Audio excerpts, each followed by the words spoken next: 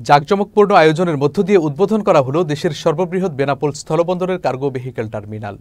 বৃহস্পতিবার প্রকল্পটির উদ্বোধন করেন নৌপরিবহন, শ্রম ও কর্মসংস্থান মন্ত্রণালয়ের উপদেষ্টা ব্রিগেডিয়ার জেনারেল অবসরপ্রাপ্ত ডক্টর এম শাখাওয়াত হোসেন।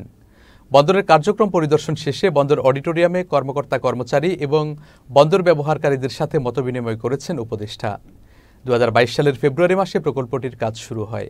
বাস্তবায়নে মোট ব্যয় হয় 329 কোটি টাকা। টার্মিনালের অভ্যন্তরে 1500 পণ্যবাহী ট্রাক রাখার ধারণ ক্ষমতা থাকছে। বাংলাদেশ এবং ভারতের সবথেকে বড় স্থলবন্দর বেনাপোল পেট্রাপোল দীর্ঘদিন ধরে এখানে যানজট নিত্য নৈমিত্তিক বিষয় ছিল। আজকে মাননীয় উপদেষ্টা মহোদয় এই হ্যাভি স্টকইয়ার্ড যেটা উদ্বোধন করলেন, আশা করি বেনাপোলের যানজট যে পরিমাণ এখানে আছে তার কিছুটা হলেও লাঘব হবে। তো এতদিন একটা গাড়ি এসে দীর্ঘদিন দাঁড়িয়ে থাকতো, ঢুকতে পারতো না, কনজেশন ছিল। তো এটা দ্বারা সেটা পরিবর্তন হবে এবং ভারতীয় ট্রাক ড্রাইভাররা ট্রাকের নিচে রান্না বাড়া করতো এবং বহু অগ্নিকাণ্ড বেনাপোলে গত 20 বছর হয়েছে, সেটা থেকে অব্যাহতি পাওয়া যাবে। বেনাপোল স্থলবন্দরের কার্গো ইয়ার্ড টার্মিনাল যেটা দীর্ঘদিন নির্মাণাধীন ছিল, সেটা কিন্তু আজকে এর দ্বার খুলে গেল। মাননীয় উপদেষ্টা মহোদয়, যিনি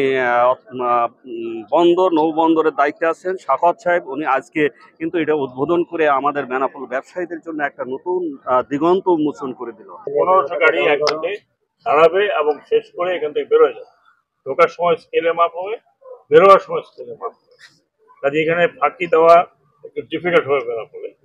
দ্বিতীয়ত হচ্ছে যে যদি যেটা ভারতীয়দের একটা অভিযোগ ছিল যে এটা অব্যবস্থাপনা এবং এখানে তাদের গাড়ি এসে বা ড্রাইভাররা এসে রেস্ট করতে পারে না, যে কারণে এই বিল্ডিংটা করা হয়েছে। এখানে পাক শাকের ব্যবস্থা আছে, এখানে তারা থাকতে পারে, থাকতে চায়।